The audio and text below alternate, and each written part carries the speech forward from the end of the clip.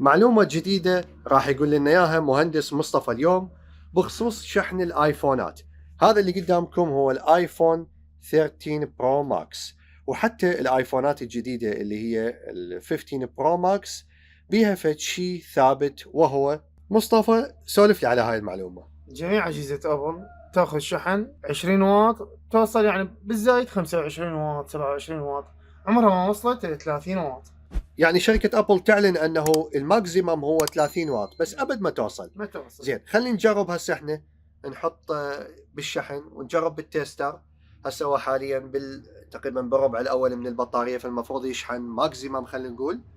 وهذا هو التيستر، راح يبدي يقرأ الفاست تشارجينج 9.1 فولت. في هسه شوي شوي دي يصاعد الأمبير إلى ما يستقر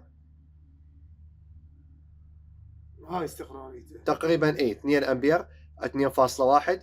العملية مال الواطية هي عبارة عن الفولتية في الأمبيرية، يعني 9.1 في 2.1، أي بما معناته تقريبا 21 واط.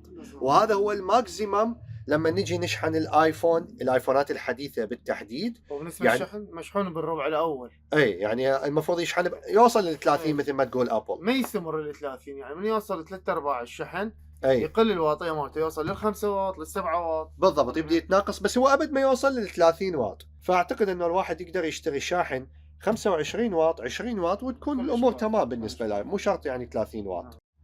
يعني هسه هذا ايفون اي واصل الشحن مالته ايش قد؟ تقريبا 80%.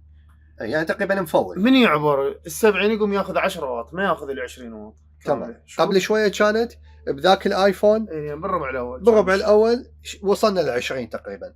هنا هسه هذا يشحن ايش قد الواطيه؟ يوصل 10 واط. هو هذا يستقر بعد على 10 واط، وكل ما يصعد الشحن تدريجيا تنزل الواطيه مالته والتيار هم يقل. تمام. يعني هسه شوف حتى الفولتيه نزلت، فصار 5.2 نضربها في 1.4 تطلع على قولتك تقريبا 10 11 امبير هيك شيء. هاي ليش؟ لانه الشحن بده يوصل يعني عبر النص او عبر 3/4، على عكس هذا اللي خلينا نرجع مرة الثانية نسويها للحالة، اربط لي اياها بيها مصطفى. هذا الربع الاول خلينا نقول راح نشحنه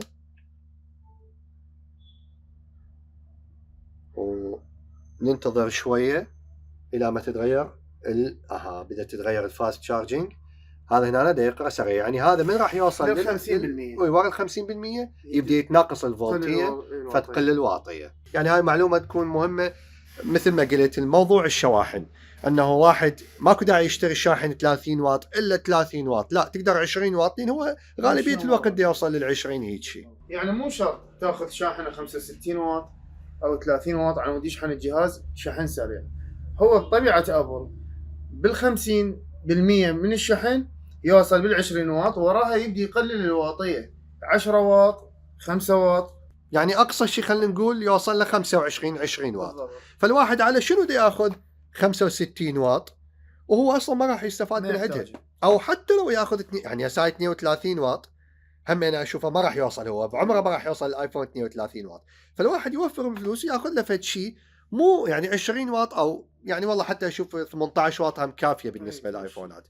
وطبعا بالمناسبه احنا بدنا نحكي عن هاي الانواع، يعني كانواع انه هن ذني اللي واحد يشتريها او لا، لا مجرد امثله ردنا على مود نبين انه هذا 65 واط، هذا 32 واط، هاي هسه عندنا 20 واط. فالواحد ياخذ له فد شيء يعني 20 واط 20 وجوه وخلص والامور تمام. اي شاحن يعني اكو اصحاب متاجر يوهمون المستخدمين انه اخذ ابو ال 65 او اخذ ابو ال 32 حتى يشحن عود اسرع. بس هو هذا الحكي ما يصير، ماكو، اقصى شيء يوصل له تقريبا 25 24 واط. شكرا حبيبي مهندس مصطفى. احنا اللي نحاول نسوي قدر الامكان انه هاي معلومات صح بسيطه وجوز هواي ناس تعرفها، بس الغالبيه العامه ما تفتهمها، ودا يصير اكو غش بالسوق انه يبيعوا لك فد شيء غالي على مود هو مثلا يخلص منه، او مجرد شيء غالي بس انت ما راح تحتاجه. برغم انه صراحه الشواحن ال 65 واط والاعلى من هذا اكيد تقدم يعني سرعه رهيبه، بس مو للايفونات، لانه الايفون نفسه ما راح يوصل لهذه الواطيه. عشت ايدك حبيبي، معلومه حلوه بالنسبه للايفونات.